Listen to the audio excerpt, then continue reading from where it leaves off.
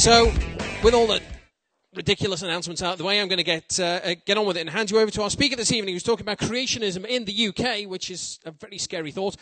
Big round of applause, please, for Mark Edon.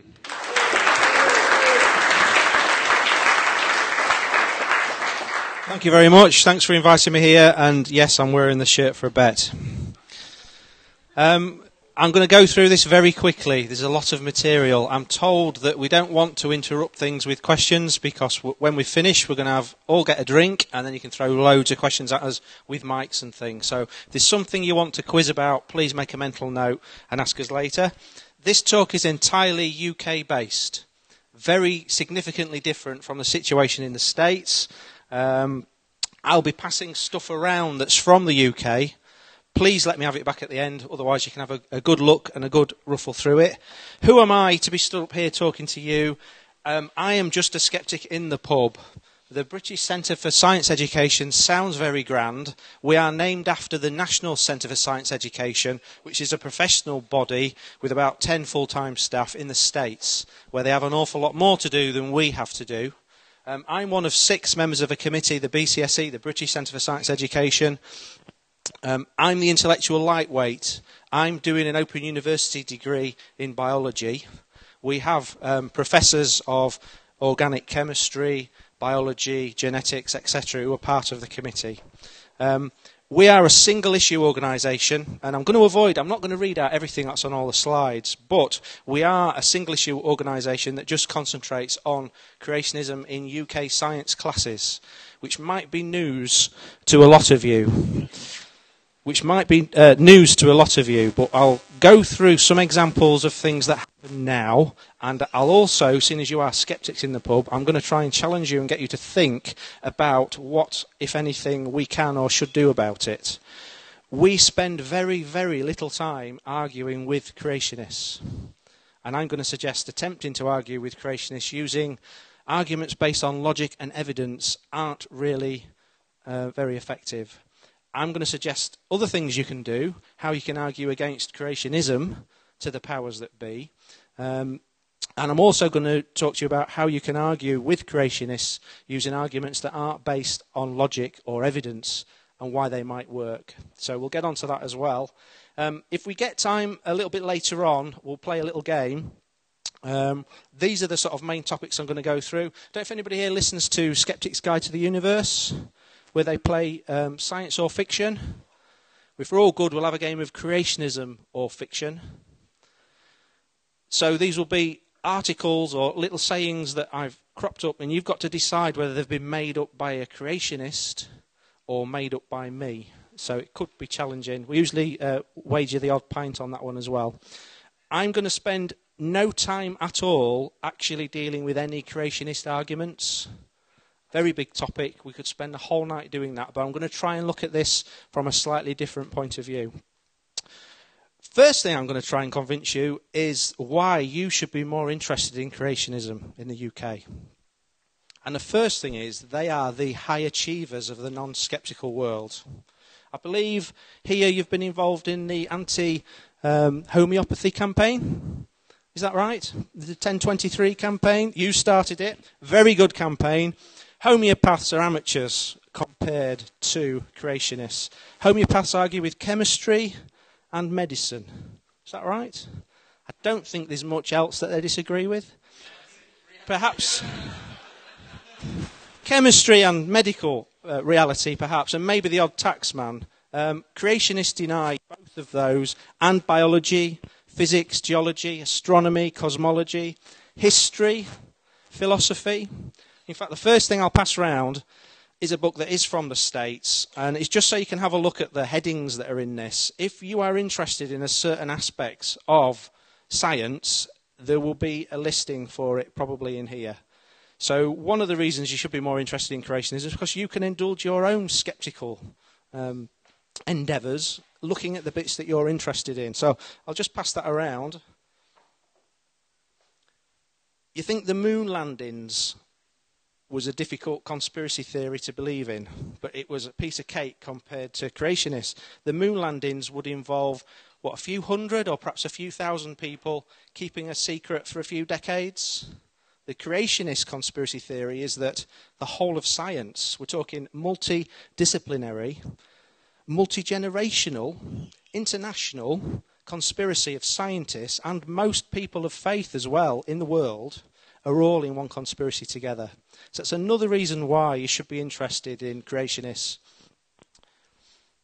A little bit of skeptical history. I don't know if anybody's ever come across this book before. Can You Speak Venusian by Patrick Moore? Yeah? It's an old, one of the very first skeptical volumes that you might have come across. And this is where I first came across creationism. So we're going back a little while now, probably the mid-70s.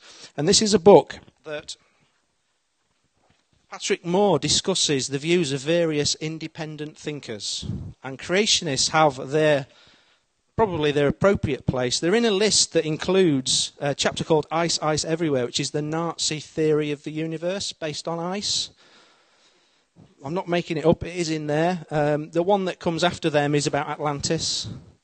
And there's a little section in here which for me summed it all up, which was the main proponent of the evolution protest movement, which is one of the oldest such movements in the UK.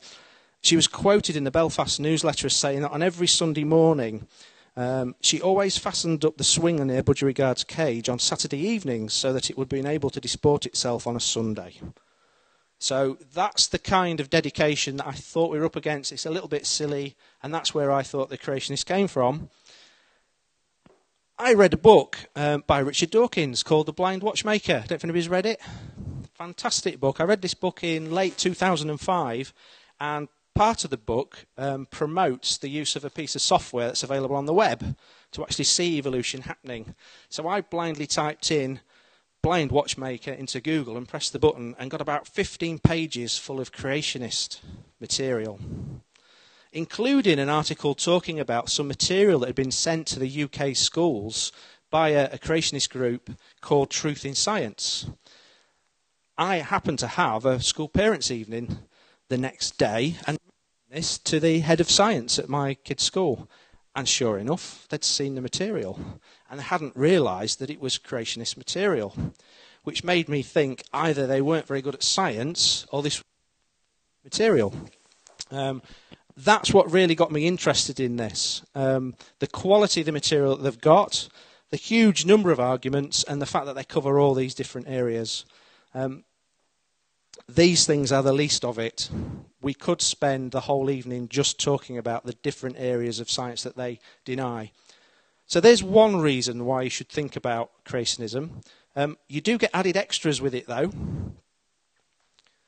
Particularly in the States, the funding for the UK is adequate for anything they really want to do. The materials they sent out in 2006 included 2 well-produced DVD packs to every UK high school and university.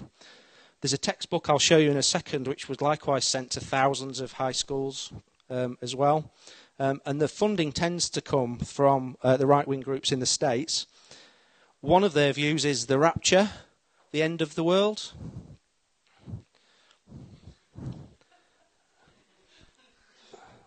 Which you may have heard last year, Harold Camping, who's done it before. Basically anything that's a bit daft that comes out of the States, it's probably got a creationist behind it somewhere. So I think we've seen these. They also frame this debate very carefully in being one between Christ and creation and science or atheists on the other side. And we'll come back to that in a little while, particularly this one. And I'm not sure whether you're going to be able to read everything up there, but we'll come back to that in a little while. So we can all laugh about there being dinosaurs on the ark or Jesus riding a dinosaur, but there are very common themes that run through the approach to life that is usually purported by creationists. Certainly not saying all of them have exactly the same views. There's certainly a darker side to it as well. If you've heard about this chap, Harun Yahya, who sent a massively overproduced textbook purporting to support creationism to, again, all schools in the UK. This is another one of his productions. So, okay, we can all laugh at some of the aspects of it. Anti-environmentalism is something that the National Centre for Science Education are now directly addressing. But it's something that they don't hold punches on as well. They call it stewardship of the world. But if you read Genesis the way they do, basically it means we have dominion over this, and so that means we can do what we want with it. And it basically does come down to theocracy versus democracy. That document is quite famous. It was denied for a couple of years when it was found, and it comes out of probably the most active creationist group in the States, who are directly involved with our own. We have our own Centre for Intelligent Design based in Glasgow, and this effectively lays the foundation and has a plan which ends with theocratic rule. So it is quite funny, but then it does make you think sometime. A couple of quotes here quite recently. The EU is very similar to what Hitler was trying to create. At the same time, though, we are commanded to resist evil, and let's not kid ourselves, raw Islam is evil. So there's some quite extreme views that come out. If you hear anything, you heard like the NHS, somebody tried to do something that was probably just a pale shadow of that in the States. Obama tried to bring in some reform there, and they were labelled as being death panels. The NHS has death panels. That comes from a creationist way of thinking. What I'd like to do now, bearing in mind we're here with the Merseyside Skeptics who invented a campaign against the homeopaths, is a little bit of a thought experiment. I just want to read out an extract from a piece which I think is going to appear in the Skeptics shortly. And I just want you to do a thought experiment and imagine a world in which the homeopaths that you've had quite a successful campaign against, they've adopted a clever and devious new tactic. Not content with their current markets and profit levels, they've come up with a strategy to boost their sales in the long term. In this alternate reality, homeopaths have carefully developed an extensive set of claims about critical thinking, science, modern chemistry, and they poke holes in our current understanding of reality. They have written what appears to be a textbook, a chemistry textbook called Exploring Chemistry. It doesn't even mention homeopathy. Instead of pushing the magical properties of water, Exploring Chemistry presents a wide range of material, including cleverly extracted sentences from genuine contemporary papers that seem to cast doubt on some basic aspects of covalent bond theory, ionic bonding theory is looked at from both sides. There's apparently a vigorous dispute going on between chemists, and nobody's quite sure which way it's going to go. There are genuine discussions about exact values of the strength of particular bonds between the hydrogen atoms and the oxygen atoms. And really, when you look at it carefully, it's clear that we're not entirely sure exactly what's going on in this chemistry thing anyway. The whole thing seems to be built on shaky foundations. There are comments from scientists regarding rival hypotheses and carefully mined quotes presented to support the general theme of the book, that chemistry is replete with dispute and ready for a major paradigm shift. There are even carefully extracted quotes from respected chemists arguing about where hydrogen should be on the periodic table. Truly, chemistry is a wobbly edifice. Carefully worked out results and conclusions are dismissed as assumptions. The implication is that if these assumptions turn out to be wrong, this will put the whole theoretical framework of modern chemistry at risk. Finely nuanced debates about the theoretical interpretation of the evidence are presented as evidence for a divided field rife with disagreement. Chemistry itself is referred to as neo-Daltonism. 20th century developments in semiconductor doping, nuclear chemistry, are quite correctly presented as showing the limitations of Dalton's 19th century atomic theory. And using all or nothing logic, we're invited to infer that there is now serious scientific agreement as to whether or not chemistry is actually true at all. There are copious endnotes awash with references to peer-reviewed articles, many of which actually demonstrate exactly the opposite results to those implied in the text, but you wouldn't know unless you looked it up.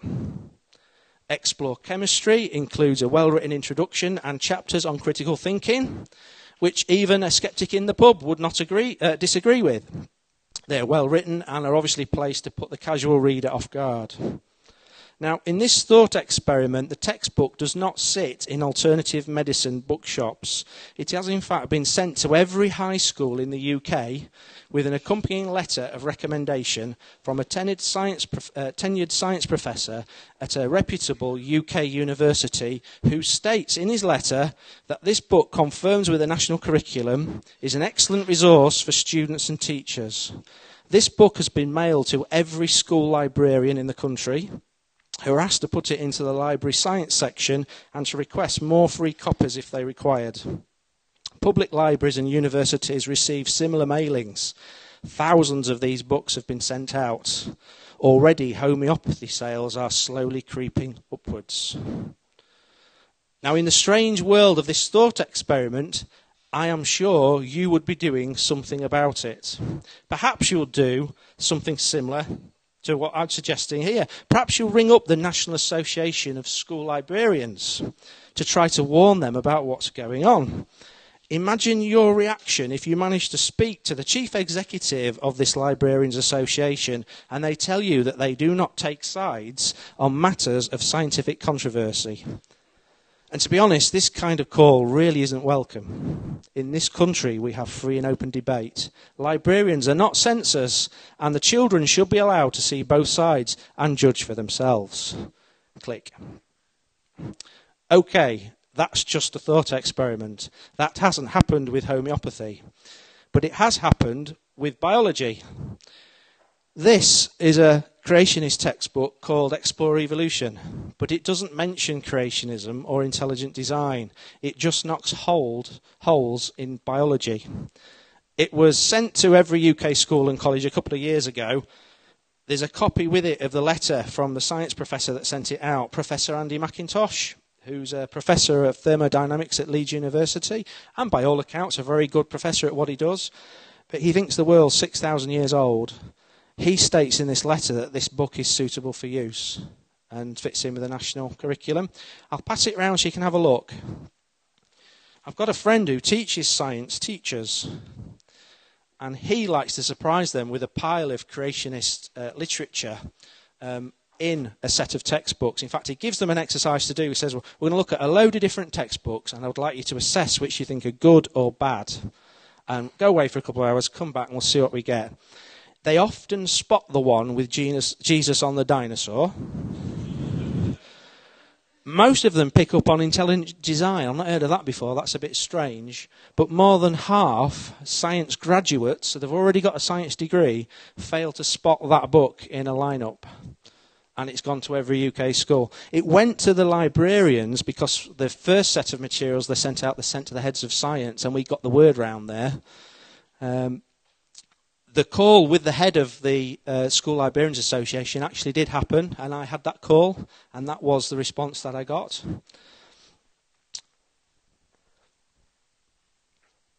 It really is a very well-written piece of work. It's very expensive to produce. This is an example of the kind of argument. On the left is our current understanding of what we think the tree of life looks like. Bit messy, lots of things crossing over at the bottom, which originally wasn't something Darwin actually thought of. But that's roughly where we think things are now. On the right is one of the diagrams from this textbook. What you've got there with each strand are the kinds of animals that came off the ark. Okay? But it's described as polyphyletic view of life. So nobody's going to pick that up as being Noah's Ark. It's very, very cleverly disguised. Scientifically, it's garbage, but it uses all the right language. It just has nothing to support it. It probably has got a couple of papers, if you find it in there. It's probably got a couple of papers as references as to where it's from. And probably if you look them up, it'll be the opposite. Something I've included in the book that you can have a look at as well is the work we did at the BCSE listing some of the errors. We couldn't even cover them all, and linking to where you can actually find the refutation of those errors elsewhere on the web. That's another reason why I think you should be interested in creationism in the UK.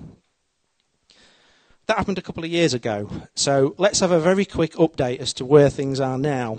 and what's going on. I'm going to whiz through free schools and academies and hopefully not get too bogged down in what a free school is and what an academy is. I'll give you an update on a recent campaign by David Attenborough, Richard Dawkins, the BHA. I'll talk to you a little bit about another creationist group called Genesis Agendum. And we'll see what the Department for Education has done recently. They've done some very good things, which I think Skeptics should be very happy with, because we asked them to put some conditions into the way education is run in the UK, and they did that, and they didn't specifically refer to creationism. They referred to well-supported scientific theories. So basically any school trying to promote anything which isn't well-supported by science now, if they're a free school, are going to get their funding taken away. And if we can get that regulation broadened a little bit, it will help. This is part of the response from Michael Gove to a creationist school in the UK, which applied for, sorry, it isn't a school, it's a creationist church in the UK that applied to set up a free school. We managed to spot what they were up to and raised this issue, and their application was rejected. This is what he said, which is quite wide-reaching. I don't propose to read it all out. When you combine that comment with this generalisation, Lenny Flank is an anti-creationist in the US. That's our main tactic at the moment. Listen to what they say and tell the powers that be. That only works when they know not to keep quiet, which I will come back to in a moment. This is the campaign that was launched by the BHA and David Attenborough and lots of other people. This is a positive campaign. It's not just about keeping creationism out of schools. This was about getting evolution into more aspects of the curriculum, and certainly into lower level schools as well.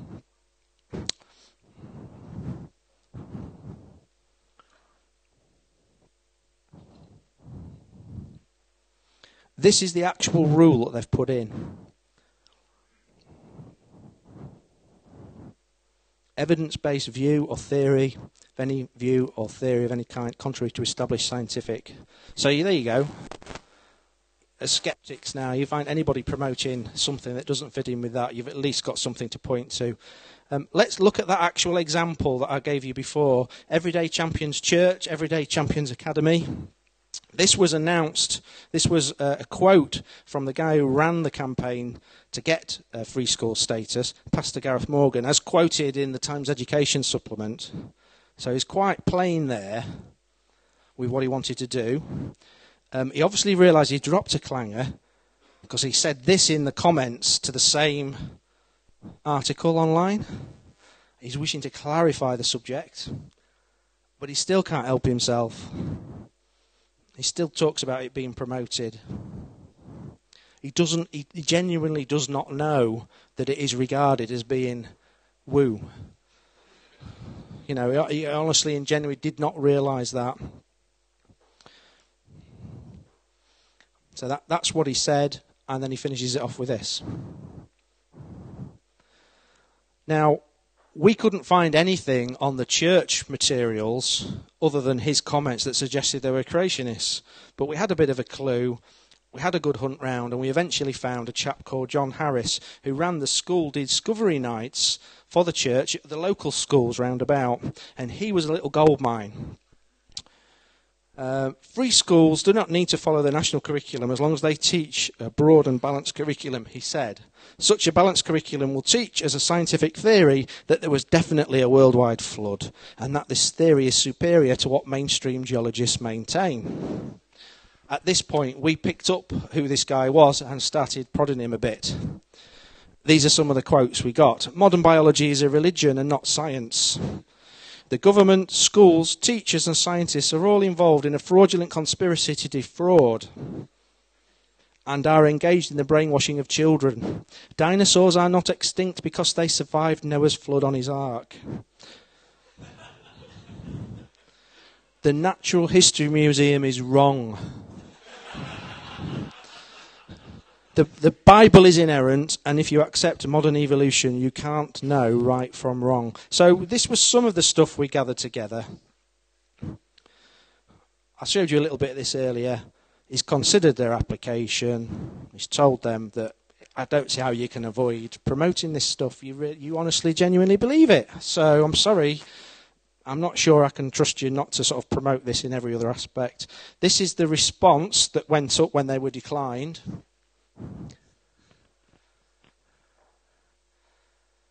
Would like to make it very clear that creationism will never be taught within the school other than where the national curriculum requires it.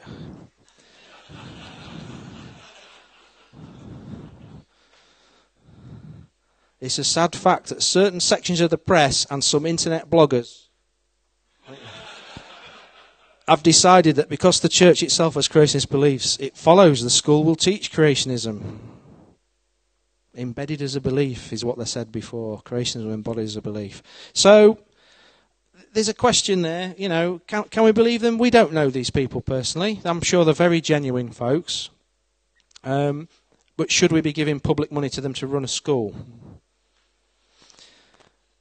Let's assume they're perfectly honest and straightforward, and unbeknownst to the rest of the people on this committee, this guy popped up and started speaking about creationism, and they were horrified.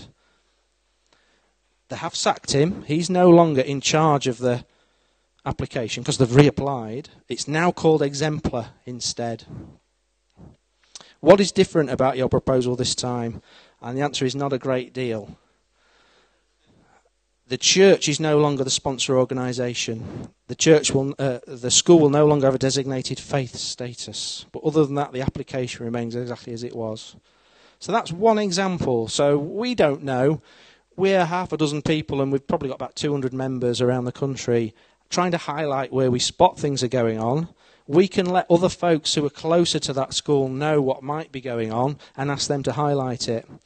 Here's another example. There's an organisation called the Christian Schools Trust, which runs 50 openly young earth creationist private schools.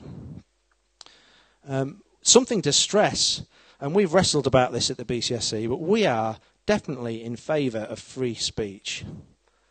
Okay, I think I was walking down the street one day and there was a young earth creationist and somebody said something about, they shouldn't be allowed.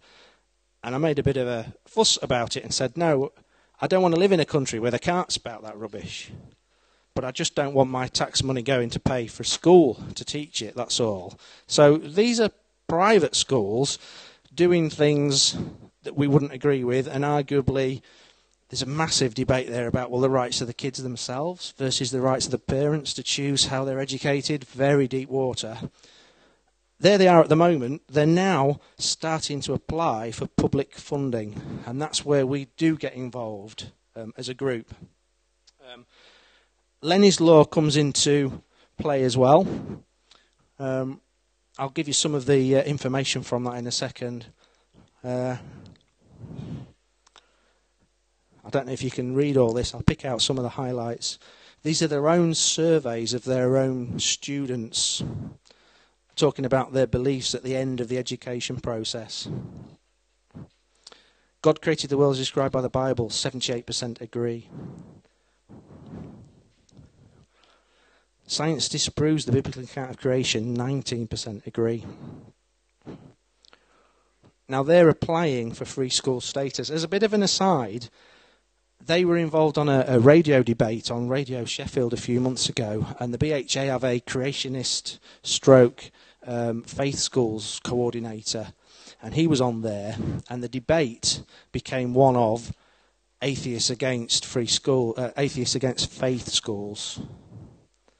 So the odd Christian that rang in was on the side of the creationists without anybody ever really debating whether creationism or anything to support it in any way, which I think was probably a missed opportunity, because I'll show you some figures a little bit later on about what the majority of Christians in the UK think. So that's another reason why we should think about creationism. This is another group called Genesis Agendum, and they have a website called The World Around Us, which if you type into Google, comes up as number 4. The top 2 are the name of a part of the curriculum in Northern Ireland. The next one down is part of the BBC. And then you've got this other site, which seems to be purporting science. It's very similar to Explore Evolution, in that it doesn't. All it does is knock holes It's more than biology, though. There's a lot of cosmology and astronomy and physics in there as well. On their website, just a few months ago, appeared this link, a note for teachers and students, which if you click takes you to another page where they're effectively claiming support-ish from the Department for Education. Now, bearing in mind the new rule came out about any schools promoting non-scientific stuff, it came out shortly after this. Why on earth are the Department for Education issuing letters like this? It's because somebody who does not have a science education has been sent this material. It's been promoted to them as being scientific. They'll look at it and said, yeah, it's got all long words in and I don't really understand it. It looks like science to me. And it's gone on the list. This website has been promoted. There are ways to promote material to schools in the UK using the internet now. It's not cheap, but you can get onto... It's a bit more sophisticated than a spam list, but you can get your electronic media in front of the schools and heads, etc. That's what this has been used for. We've asked freedom of information requests about this, and we're hoping to get some of the correspondence about that. Here's another reason, or another tactic, why we should be interested in creationists in the UK. The Centre for Intelligent Design opened in Glasgow a couple of years ago. So come across intelligent design. We don't mention God. Okay, it's creationism, but get rid of all the religion. It's basically a way of arguing against evolution. Has such arguments as, well, where did the information in the DNA come from? Which are a bit empty, but that's what they tend to do. They ran a summer school, and this is the qualifications you had to have to go. So basically you had to agree with them to be able to go on it. Which, okay, that's fine. It's a bit cultish. Yeah, you've got to be able to get a short statement of your interest in intelligent design, perceived relationship to your area of work, a letter of recommendation for a person of standing. Okay, it's a bit strange. You can have a laugh about it. But then one of our committee members, we think accidentally, got this invitation. So I don't know if you've heard of the guy at the top, but he used to be the most senior lawyer in the UK. I've blocked out the name of the person who was invited, who decided not to go in the end. The same sort of rules applied to this in a top-notch hotel in London for several dozens, perhaps even over 100 people. Very few scientists, lots of lawyers, politicians, people of influence, and the design argument, the intelligent design argument was put forward. I think one of the things Eugenie spoke about when she came to QED last time is there's an argument of just for a bit of fairness, there's two sides to this. Let's look at the controversy. Same sort of rules applied. And we've heard nothing since. There was talk about it being videoed and be able to hear what these people were told and be able to criticise it and judge for ourselves and spread the word if they were claiming things which weren't demonstrably supported by the evidence. We've heard nothing since. That's another reason. There's political lobbying going on in the background. These are the three pillars I think I mentioned just a second ago that Eugenie spoke about. So these are the three tactics that creationists tend to use. We've kind of seen the first one there. Evolution's bad science. This is not a new message. I've just got a few different images here to show you. It's quite an old cartoon. It's been around a long while, but it's basically portraying evolution as being bad science. That is, if you can't read it, Darwinian hypothesis of evolution leaking badly and headed for the Earth.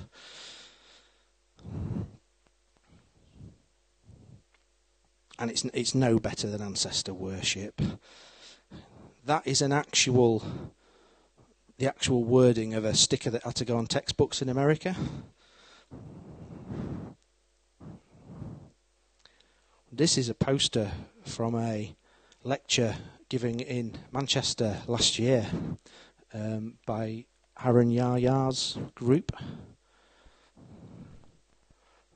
and a couple of books that have come out previously. So you can get your head around that. That's understandable. They have a go at evolution. This next tactic is one which can be a little difficult to get your head around, but I've seen this used as the main recruitment tactic by creationists. It's us against the atheists, which isn't actually true, but it does generate some rather nice images over time. This is the framing that is used by creationists themselves to recruit new members and to keep them involved in the movement, the group, the church, the sect. So it's atheist against Christianity from their point of view. We can use this when we're arguing with creationists. It's nothing to do with logic or evidence, but I'll come back to this later and talk about some of the arguments we can use when arguing against creationism. Ignore the creationists, let's talk to those who are in charge to make sure we argue against creationism. And of course they're very nice with it. A lovely little girl. That's what's part of a chick tract. There are thousands of pages of this stuff in America, that particular one.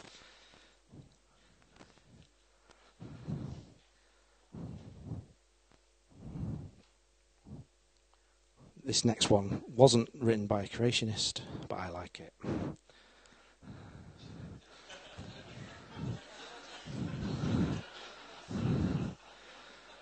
This is a genuine poster. This is the name of a conference they had in the States. It is a battle. This is that poster I showed you earlier, and it's worth having a good look at this one, because this really says it all. Sins at the bottom, going into this tree trunk.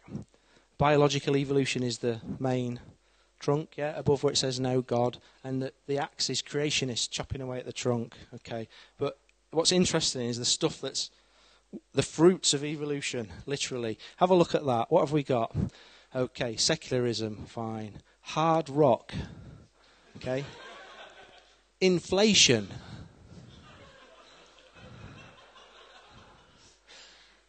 Now, there's one there that says sex education. Can anybody work out what the picture is? Can you see that? It's in the middle, just above middle. I don't know whether that is a stick of dynamite or something similar in shape.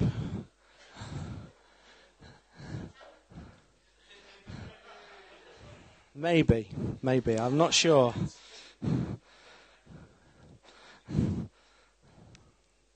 Slightly less funny. Again, it's not a takeoff. This is a genuine creationist approach. This is what they think the issue is. Okay. So if we get time later, maybe in the Q&A, I'll show you. Dawkins he went on to Creationist TV. We have Creationist TV in the UK. It's called Revelation TV, and he went on to an hour's talk program. And the guy had a problem with how complicated organs evolve. So Dawkins gave him 20 minutes on how eyes evolve. Okay. If we get a chance later, I'll show you what his reaction was. That's where the motivation for his answer is coming from. It's they're viewing this in a completely different way. And that's not new. You know, they've been doing this for a while. There's the guy. I presume that's a picture of beer on the left there, and he's obviously threatening his family. So there's a lot of cultural background to this. And you've probably seen some of these arguments before. And this one's interesting, because if you have a look at the guy on the right, at the bottom, he's one of the compromisers. He's a Christian, presumably, who agrees in evolution, because look, he's shooting his own foundations out from underneath him.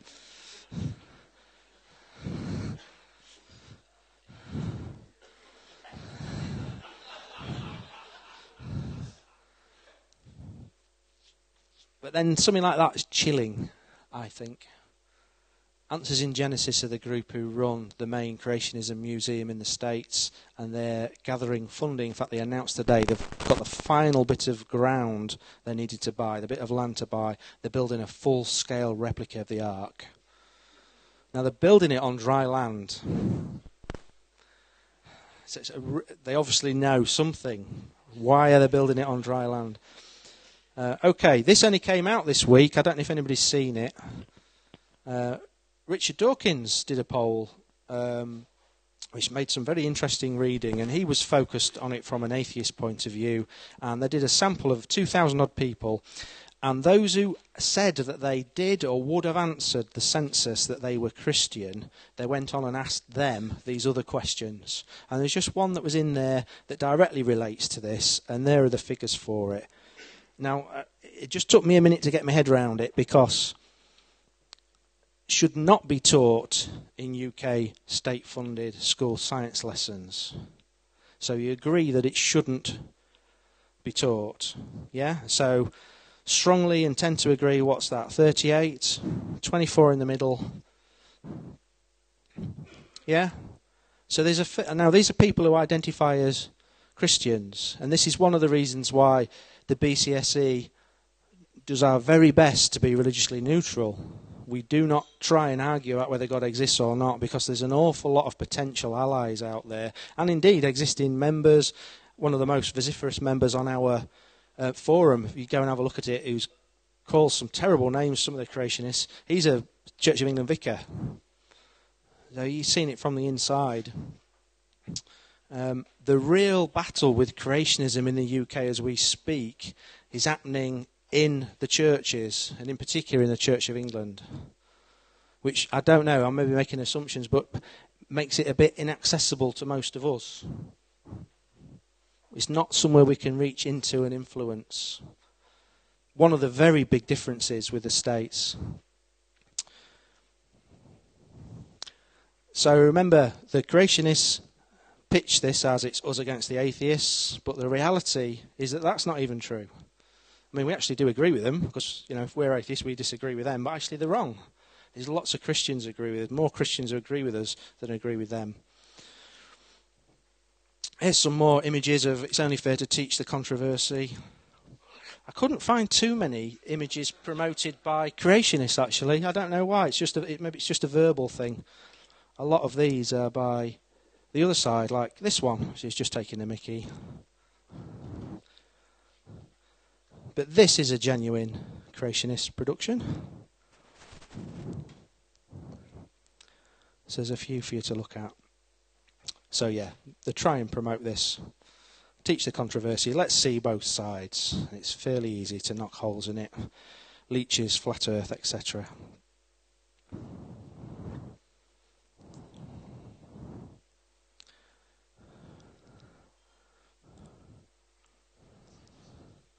He's a creationist ID, so the martyrdom complex comes in. We'll see a little bit about that later.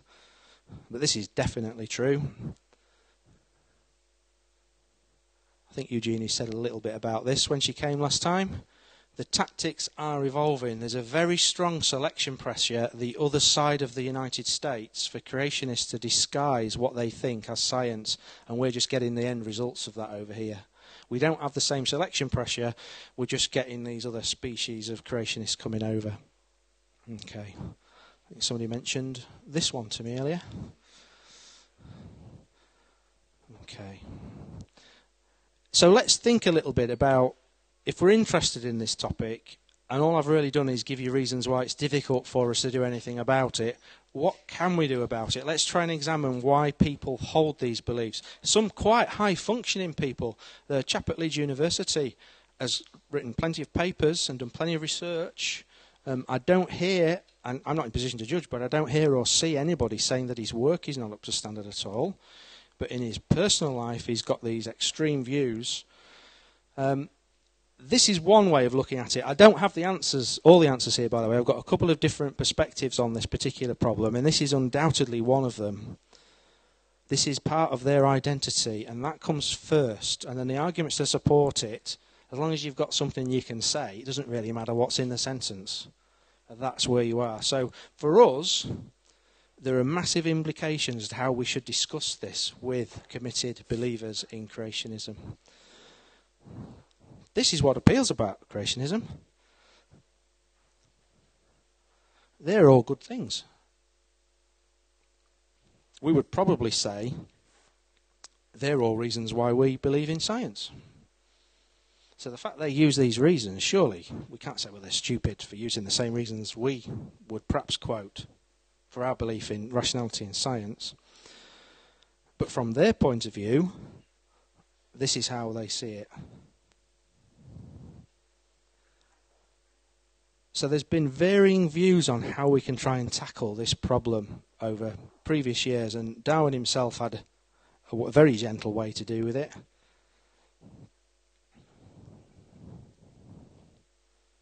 Don't make any direct arguments, he said. Again, that's not really what skeptics are about, is it? Let's not make any direct arguments then, and hope they go away. Here's something I'd recommend you have a read of. I'm not qualified in psychology. This guy spent a career in it and has issued a book on it, and it's free. You can get the book on the web. Have a look at it, have a read of it, see what you think.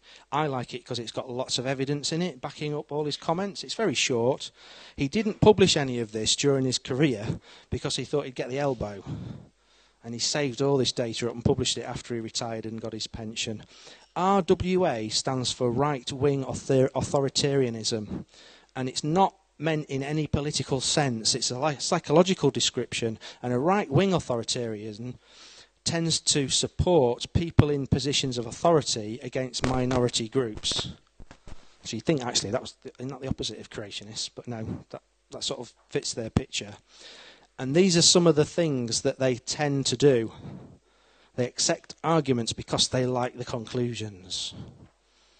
Their thinking is very, very compartmentalized. They have very low self-awareness that they've just said something here that contradicts what I've just said there. Okay? They are very easily taken advantage of by politicians and or leaders. But it's not all bad. There could well be people who score highly. There's a set of questionnaires you fill in to find out where you are on this scale. You also, if you are a right-wing authoritarian, you're earnest, you're hard-working. They tend to be happy people. They tend to be very charitable. They're supportive of people in their in-group. They are very good close friends to have. They can be social dominators, ambitious and competitive.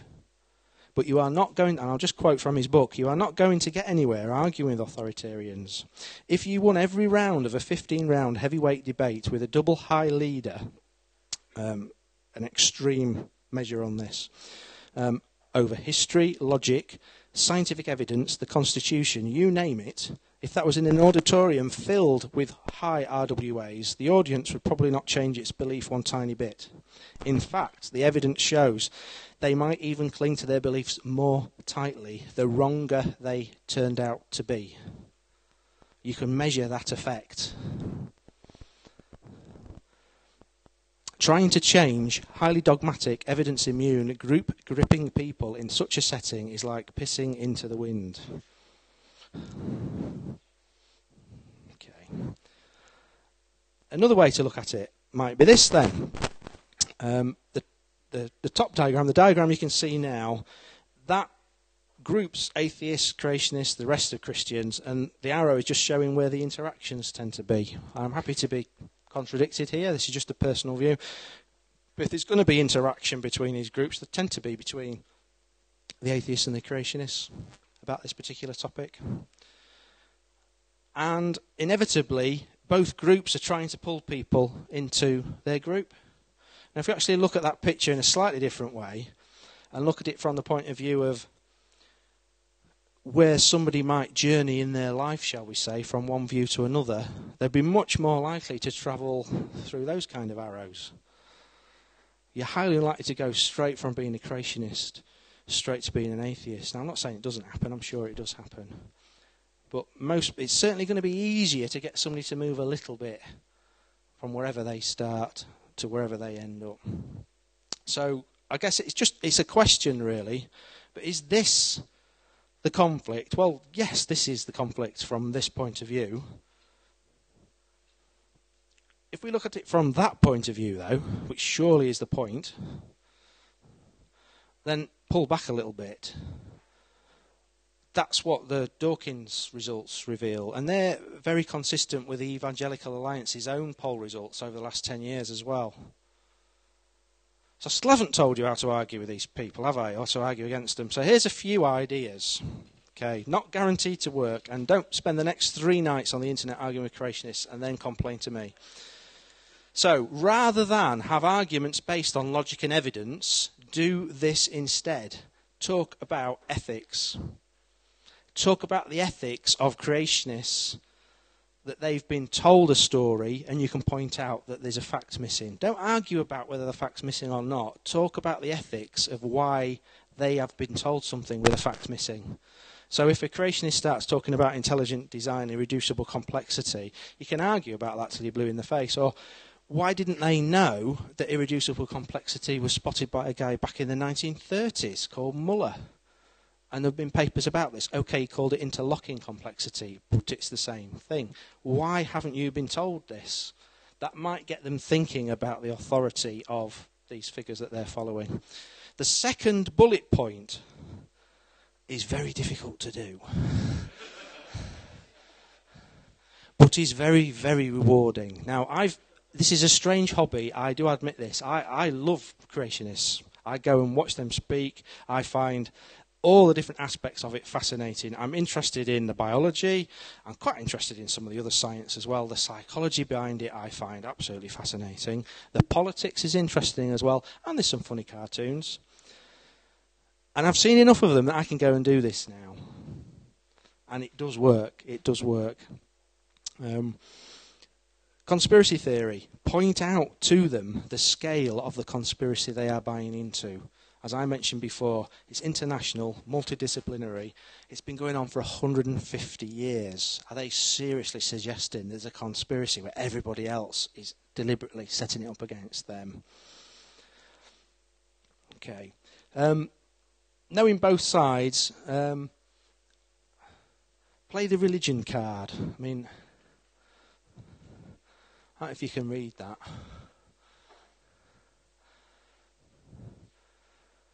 The Church of England have a web page. In fact, they've got more than one page on Charles Darwin and the theory of evolution. In fact, it's headed with an apology for the way they treated him when he first came out with this.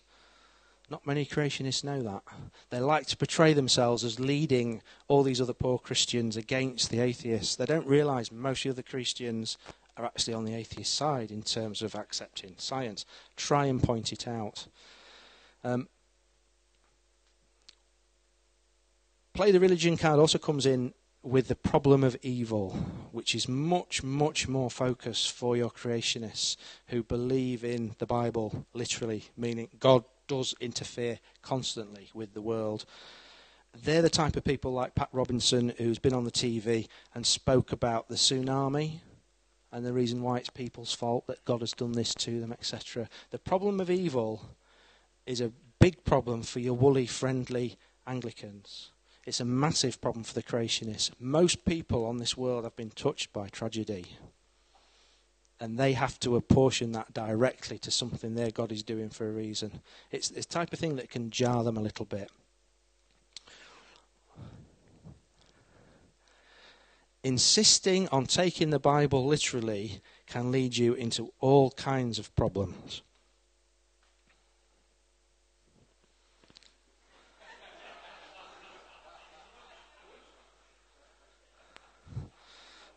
I'm not going to comment on that.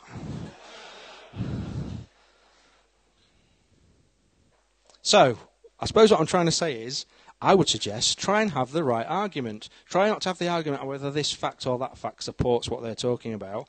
Talk about science. We're skeptics. Talk about the benefits of science to humanity. Contrast that with the size of the conspiracy that they're suggesting is against us.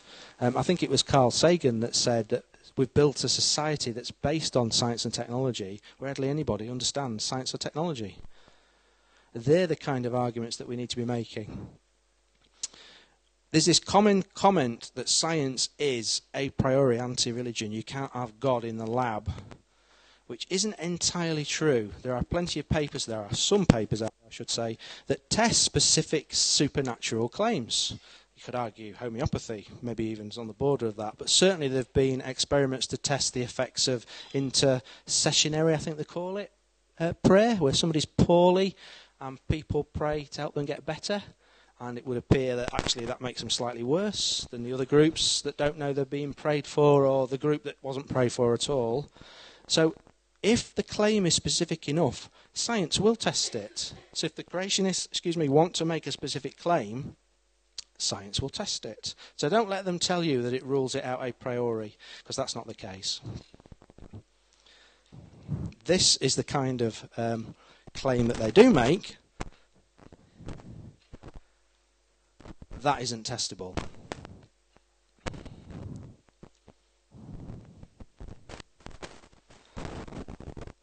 Okay, so not a massive list of things you can potentially do, but if I go back to what Robert Altermeyer sums up with his book, when he talks about the right-wing authoritarians, he's tested what can be done to bring people back from the very edge. The best thing that can be done to bring them more into the mainstream and the moderate, and who knows, even further along, is more interactions with people who share most of their religious views, just not the extreme ones. And for them to realise, actually, these are normal people. They haven't had the rug pulled out from under them, and they will gradually move through. How we as skeptics can do that, I'm not sure, because I don't think we're in either of those groups. That's what he's trying to get happening in the States now. Okay, so I thought we'd finish off to see whether you've learnt anything, and we'll play a little game. Does anybody listen to Skeptics' Guide to the Universe? And they do something called science or fiction. We're doing creationism or fiction. So I'm going to put 3 things up. There's actually 3 versions of this. The first one's just to get you warmed up. And your job is to see if you can spot which is the fiction has been made up by me. Now, you're skeptics, so you should get this one. This one's easy. Give you a minute or two.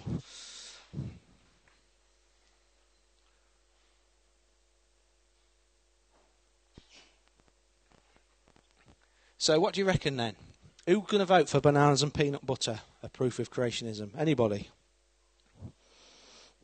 Now, sorry, remember, we're trying to identify what I've made up, so what isn't real. So if you think that's a fake claim, you vote for that one. Second one, fish fossils could only be created in Noah's flood. Anybody think that's been made up by me? You're skeptics, so you know the bottom one. It's all the Babel fish, etc. Yes, you're quite right. Okay, here's one to test you then. So which of these have I made up? The human elbow joint is irreducibly complex and proves that evolution is impossible. All cultures have a flood myth. Does that not shout Noah or what?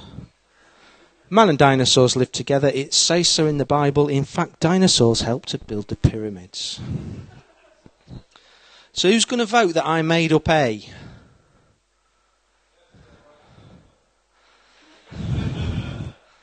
Good point. B? A few. I think A still has it though. So we're going for C, are we? Okay. So are we betting a pint on this? That's the one I made up. They actually claim it's the knee joint. I've not found anywhere that they claim it's the elbow joint. Obvious. Come on.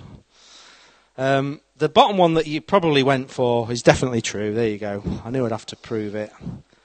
Okay, it's not in the UK. I know it's not in the UK. That guy runs a school. What a coincidence. How many creationists are involved in education? Why would that be? Okay, this is your chance to win then. It's the decider. Which of these have I made up? People who accept the evidence for evolution should be put in labour camps in Siberia. Who thinks I made that up? Got a couple. Evolution leads to military imperialism. Did I make that up? Anybody? Not many. So you're all going for C then? Okay, now it's A I made up. Obviously, because they actually said it should be the Arctic, not Siberia. Okay, that was this chap. Okay. So that is not the end, but that's the main subject of the talk. I hope that's generated lots of potential questions from you, but I think we're going to have a break there for you to all get a drink for 20 minutes or so. And when we'll come back. Thank you. That was Mark Edon, ladies and gentlemen.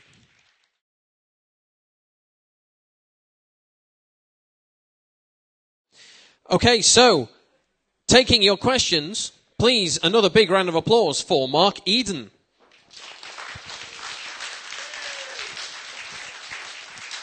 Excellent. Well, I will be your roving microphone for the evening. So if you have got a question, please put your hand nice and high in the air. I'll wander around. I'll put the microphone in front of your face, and you will then say your name and ask your question, and that's how that's going to work. But if you keep your hands nice and high in the air until I spot you to begin with, I'll know where I'm going.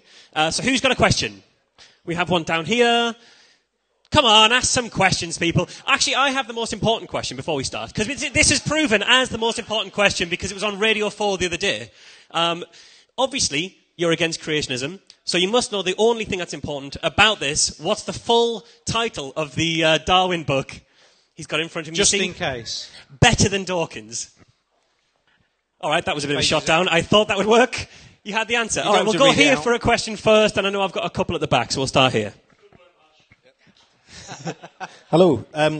By the way, Mike, how much are QED tickets? QED tickets are £89 or £68 if you're a student. There you go, £89 for a weekend of this. Brilliant. Yeah. Cheers, Tom. I think you needed that. My question is about two aspects of creationism that the creationists use to attack evolution. One is saying it's only a theory, and the other one is teaching critical thinking about evolution. So do you think that science education needs to counteract that by actually explaining what a theory is and encouraging more critical thinking at, say, GCSE level science? Yes, I do, and it does actually form part of the guidance notes for the curriculum as it stands now. One of the things that's changing in the UK, for the worse, I think, with education policy at the moment, is we're moving to a situation that's much more similar to that in the States. In the States, they have separate boards of education, school boards, in lots of, well, they're not even county-sized areas. They're very small groups of schools together. There's something like 45,000 curriculum that the National Centre for Science Education try and keep an eye on to say things like there should be critical thinking here, or we need to cover what a theory is, etc. The current government's education policy, and to be fair, the previous one, with academies and free schools, is that they can set their own curricula. And whilst we've got exam boards bringing things together and keeping them on the straight and narrow, that's definitely a big issue. I'm the Humanist representative on the Standing Advisory Committee for Religious Education in Leeds City Council, and we're kind of being put out of a job by this fact, because there isn't a national curriculum for religious education. The reason I mention it is because, for me, religious education is crying out for issues of philosophy and critical thinking. So that's one thing I'm trying to do there. Find out who your local representative is on your SACRE, they call it, and drop them an email, suggest they do the same thing. I think they already call it philosophy and ethics in Scotland. And it goes down. It seems to go down pretty well. So, yes, I agree. So a quick follow.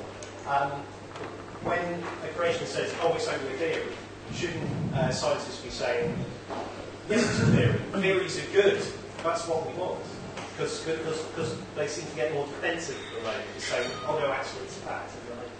I agree with you. And I do the same, but I'm going to just step back into the talk again and say that the problem with that is a logical, evidence-based argument against a creationist.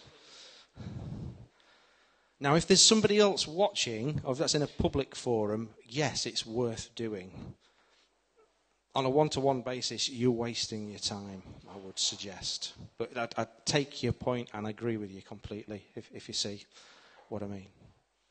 So we were saying earlier, this usually degenerates into people suggesting things, creationists, I bet they haven't thought of this, and me then having to give what the creationists have as an answer, which I'm fine to do if you want to do it. Aha, but had they thought about this on the ark, etc. Hello. Let's see if I can get myself lynched.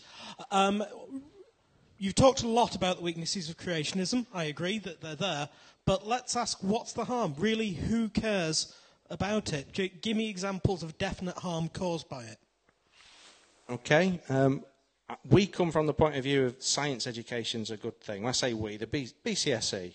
And this is one group that does deliberately try and infiltrate it into the schools. So there is less of an issue that we need to be bothered with people who are upfront about the fact that they are creationists. Because I think the natural reaction of most people is, it's funny. So they can't really do any harm. And I think that's true.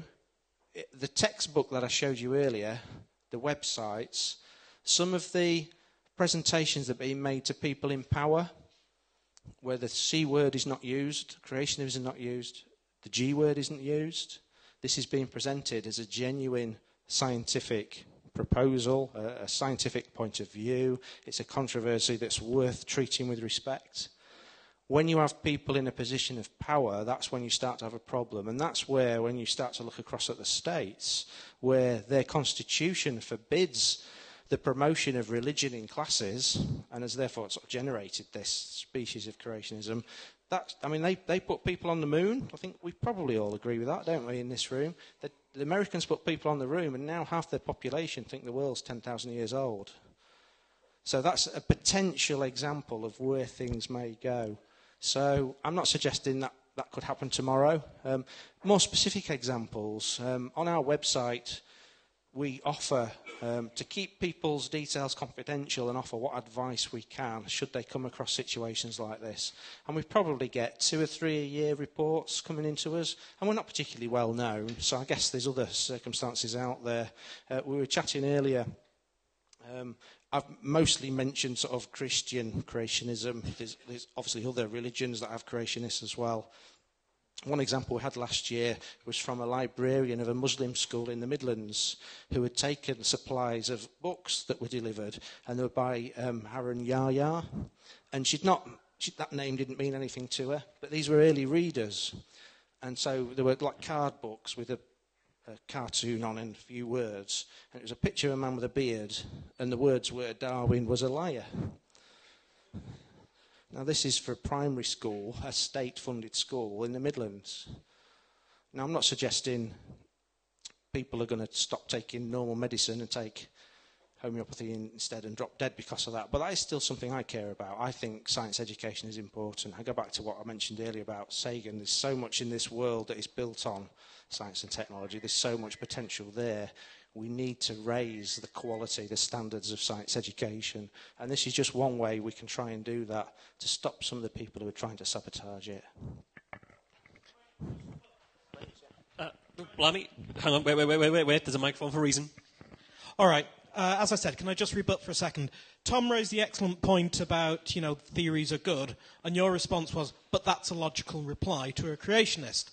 So when the creationist says to me, what's the harm? You've just come out with a quite unarguably correct but abstract philosophical point about science education is good.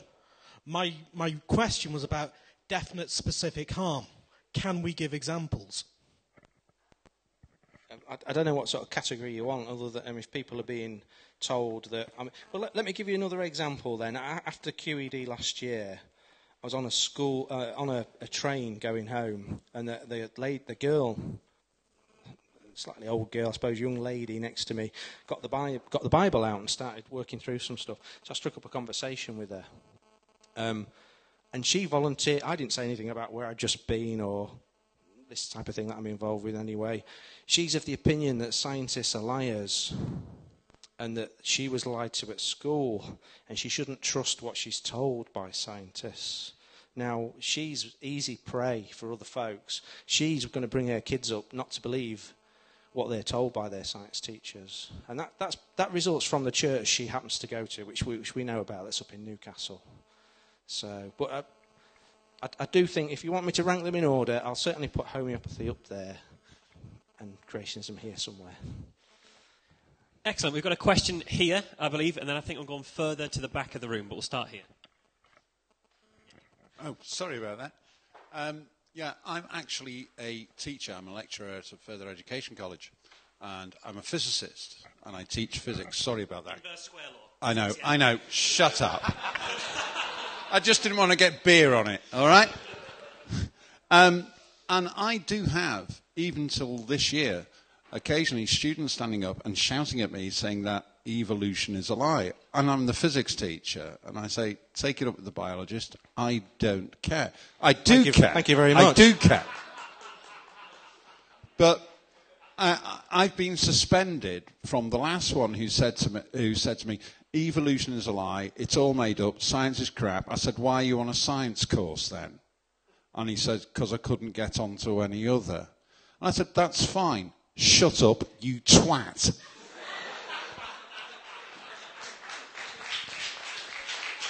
And he wrote to the principal, and I've been suspended for 4 months because of that, yet I'm right. He is a twat. The odd thing is, we did some research on him, and him, like a lot of others, come from Catholic schools. Now, Catholics, through a paper ball from JP2, said evolution is correct, and you'll all believe in it no matter what. And we tried to find out if it was something taught in the schools. We got in touch with the schools, serendipitously, obviously, and they said, oh no, we do mention it, although it is not on the national curriculum for GCSE. It only appears at A level. It's not on GCSE. So what's our answer to that? Well, evolution is covered at GCSE, but there's bits of it covered, not the subject, and so it's disguised. They talk about how things adapt and develop. I'll take your word for it. I'm not sure whether they use the word evolution or not. I've got kids who've gone through those, so I've been interested to look at their books. And you're right, there isn't a subject, evolution. There isn't, and things in biology, I think there's a quote, things make sense only in the light of evolution in biology. And it kind of brings a lot of things together. And it should be there as an overall subject. I can't comment on whether that person is a twat, obviously. So, it's interesting what you said about Catholic schools. Our experience, and I mean, we've got a wiki page. Our website's terrible, by the way. If anybody's good at IT and wants to come in and spruce it up a bit, please get in touch. We've got about 500 pages of research done over years on various things happening. By a huge majority, the majority of active creationists that we know about in the UK are Protestant. Very, very little on the Catholics. And as you've said, the leadership from up there is quite emphatic to accept it. The evolution, not creationism campaign, Google that. There's a petition you can sign, has been put forward as part of the National Curriculum Review to get evolution right down to primary level. So I'd highly recommend, if you haven't done, go in and sign that. They get up to 100,000, they've got to have a debate about it. But I think, touch wood, all the signs are, it's pretty well accepted that it will form more of the curriculum as we go forward, and so it should. Hello. If you put in evolution, not creationism, that should come up. It's a BHA-led campaign. It came out about October time, I think. It's got David Attenborough and Richard Dawkins all over it. Hello, my name's Andrew, and to continue in my tradition of asking blind date type questions, who is your favourite creationist and why? And that goes to you, number 2.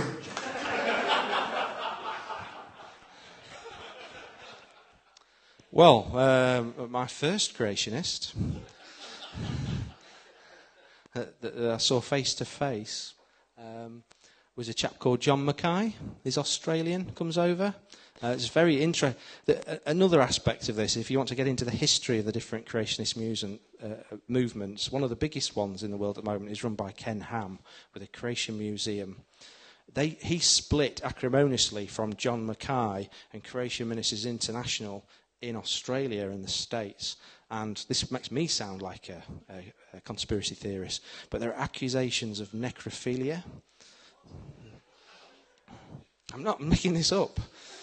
And there's links on our various wiki pages to the two opposing creationist camps slagging each other off with these kinds of accusations. I just about managed to calm down the seething anger that I had listening to the things he was saying. This was the first time I'd seen a creationist talk. And this guy, by the way, is an excellent public speaker. He can read anything out and just oozes confidence that what he's saying is obviously true. And it was right at the very end where he just made an extremely homophobic comment right at the end, which just sort of stabbed me. It made me think, oh crikey, this is important. This guy's trying to achieve something. He's also my favourite because he couldn't come round the UK last year because his creation park in Australia had been flooded.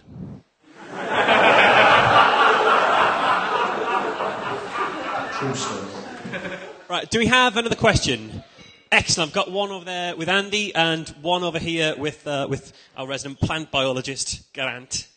I'll start here because I can't be asked to walk over there. Oh, shit, I have to think of it now. So, you've obviously made the case that creationism seems to be growing in the UK, at least, and it's obviously not quite to the levels that it is in the US. But can you see, is there any correlation between where the areas that creationists are trying to get into? So in the US, it's clear that it's a very red state. It's really in the center of the nation. You know, Kentucky has the museum, and it's kind of that area. Is there anything obvious in the UK about if there's a hotbed, it's Northern Ireland.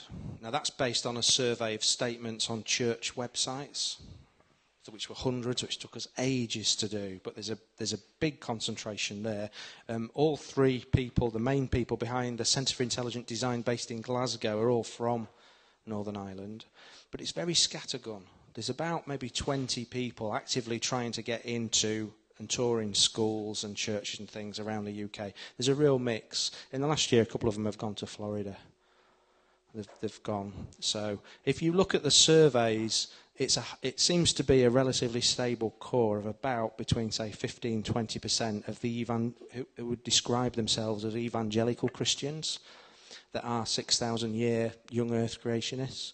But there are many more sort of towards the moderate middle of belief, where it's very easy, where they like to quote things like the fact that, you know, the universe seems to be designed just in general vague terms as you know, as an argument, and they're tending to sort of, oh well, that intelligent design thing sounds good as well, we'll throw that in as well. So we try and spend, I mean, a lot of the things we do is we just gather stuff together and write to people. So we try and write to people in the middle saying, are you aware of this claim's being made? Are you aware of what's behind it and why there's nothing behind it and where it's come from? Just trying to spread awareness. Mark, I'm here. You made a throwaway comment that I want to just return to, where you mentioned that the BCS, something like the BCSE isn't particularly well known, something like that. Could you comment on that and comment on where the BCSE fits into the mix of organisations? For example, we've got the Humanists and so on and so forth. And do you think it's more important that the BCSE has a bigger voice, is more well known, or is that not something you're going for? We're not very good. That's why I think we're not very well known. We've got half a dozen people on the committee who do all this do what we do in our spare time. We've got a fairly active forum. We've got 200 odd members. We've got about 1,600 people on a mailing list. And all we try and do is pass information around. And whilst there's no need for us to be, you know, I don't know, famous or notorious or whatever, that's fine. While this is a fringe issue, we're happy.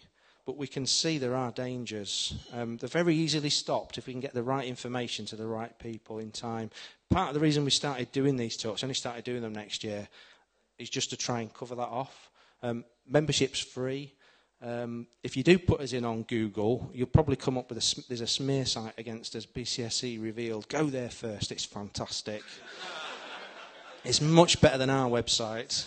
And then come to our website and have a read and judge for yourselves. So we're happy, really, just to correspond with people and make more contacts and spread information around. Yes, it would be good. Why don't you join? It's free. If you've got a bit of spare money, chuck it in. It'll just help us with the web costs and things. How do people join while we're on the subject? If you just do a search, have you got the link there? I think it's bcseweb.org.uk. Yeah, that's the right address. And if you go on there, that's an old-fashioned looking wiki. There's a link on there to a forum, which you're probably familiar with those types of things. You can muck in and have a big row there. We've got the son of a UK young earth creationist who has turned atheist. Yeah, there we go. So, yeah, and there's a bit on there that you can click the link of how to join. Basically, you send us an email and we'll send you some details through. It's free. We'll send you a newsletter of things that are going on. We have a page on there called Creation Watch where we put up details of where creationists are doing talks and things. So if you want to go along and have a look, we've got some guidelines of what to do, how not to heckle, how not to get thrown out. Some of the arguments I've done here, because I think it's important, we do present ourselves in the right way, and we win this debate with style, and not just volume. So there's plenty of stuff on there for you to have a look at. Always happy to get suggestions from more folks as well. So I don't know if that covered the second part. What was the second part of your question? Well, I asked you about the role of the organisation in the general mix. Yeah, so... Did you intend not to be well known? No. We came from an internet forum called the Black Shadow of Creationism. And then we formed the BCSE. Are you ninjas? Anti-creationist ninjas, yeah. It was only when the UK creationists got organised enough to send DVD sets and textbooks to every UK school, we thought we ought to at least try and be a bit better at this, get organised, get some rules in. The most difficult rule we've got is to remain religiously neutral. Yeah, we have people of faith who are members who contribute very well, and there are others who are dead against that. Well, that's the one topic that we're here for, is to try and keep creationism out of science classes. Let's just focus on that. Cool. Any other questions? I know I did have a question about how best to debate with the kind of the creationists you see in the street, sort of preaching out and yelling at passers-by. Because obviously you can be quite aggressive, or you can be quite nice. But I had an idea of, if you see these guys, you go to a stationery shop, and you buy some sellotape and a marker pen and a piece of paper, and then you walk 10 metres away from them, sellotape a piece of paper to the floor, and just write, "Caution, knobhead in 10 metres." And do that in all direct, and that's enough. Just a little warning. Interesting. Will that work? Yeah. I don't know if there's any evidence to back that up. Well, you can get the evidence in 10 metres' time when you meet him. Okay. But you're pre-armed. Yeah. You're pre-warned. Any other questions before we wrap up? I'm sure Mark is going to stay around. I know they've got a question here. In that case, this will be the last question, and then we'll all be sort of gathering around for a drink after, so I'm sure you can speak to people if needs be. It's not actually a question, and I realise it's probably futile having listened to the talk. But here's a bit of information, a bit of ammunition you might want to use against creationists, assuming that they are creationists who are Christian or read the Old Testament. There are two creation stories in Genesis, the book of Genesis, and they don't agree on the order in which things were created. So if you're a fundamentalist creationist, what do you believe? Do you want the answer? From you? I don't expect an answer from you. But you're obviously looking at it the wrong way. The second story is focused in on events that happened a day at a time. So we've got quite a bit of a story of one day. And the fact that they happen to be mentioned in a different order of this other first tale, which lists all the days, one after the other, is totally irrelevant. And the fact that you, as an atheist, would bring that up and assume that we haven't even thought about it just really goes to show that you're not really treating us with any respect. That's Brilliant. The typical kind of answer that you're likely to get. I like this. I like having our own pet pretend creationists on stage. Does anyone have a good reason why creationism is bollocks that we can really test him with to end with? Someone must have had these arguments before. Does anyone have a really solid... Tom's got one. Is anyone who hasn't... You haven't asked a question before, David. I'll go over to you because you haven't asked a question. Okay. What happened to the potential energy of all of the water that fell during the flood? Yeah. You've heard of God, yes. You do know that he's got supernatural powers. No, we'll take that. We'll take that. Tom, come on then. Let's have your effort. Okay. If the Earth and the whole universe is about 10,000 years old, how come we can see stars that are millions of light years away? Okay. There's a good answer to this. I'll refer you to the recent paper by, I think he's called Jason Lyle, who's got a PhD in physics, who has put forward the theory that whilst Einstein is right, there's a correction that needs to be put in, which is the direction the light is travelling. Any light that is actually travelling directly towards Earth Yeah, there's an exception there, and whatever you have to do with it to make it look like it's old when it's only 6,000 years old, that's what you do. It's more mathematical than that in the paper. It's about 8 pages long, and there are lots of formula in there, and I don't understand it.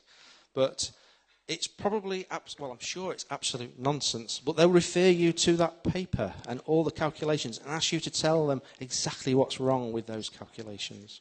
Have you ever heard the answer to that, where it's that, well, those stars, they're not that far away, but God put the light there to pretend they were that far away. Well, that's the light was year. on its That's way last there. Year. That's last year. That's last year. Yeah. Well, he's a because the theological problem with that is that would mean that God is a deceiver, because he's created it to look like something it isn't. So that's obviously wrong. Satan? I've got to correct Tom. You can't see any stars that are millions of light years away. It is impossible. What he means are galaxies. All right, well, thanks for that, Professor Killjoy. Anyone got... Come on, I'm enjoying this. Has anyone got another way to test mark? Although, I mean, we can do this over drinks after, but if anyone's got a surefire, absolutely bulletproof creationist argument, now is the time to bring it up. How on earth can you be nice to these people, these loonies? I don't know. I do not understand this concept. It's worth it. It's worth it. One of the best things to do.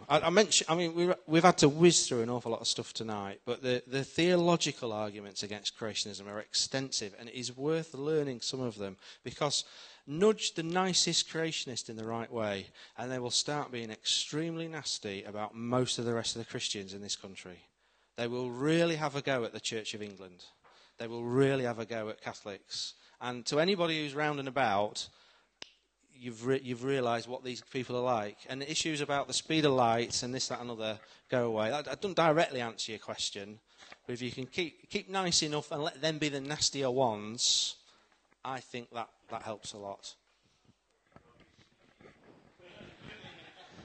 All right, could I ask the evidence what's the evidence for teaching primary school, so less than 10-year-old children, that Darwin is a lie, who don't know who Darwin is, that's effective or not?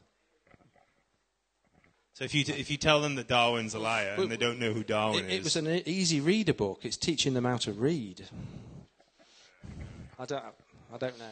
All right, well, I think we're probably getting to the end of this. I don't think we're going to prove creationism here tonight, unfortunately, which means we're probably a bit of a failure. But we can stay around and have a drink and enjoy ourselves anyway. And also another great round of applause for our speaker, please.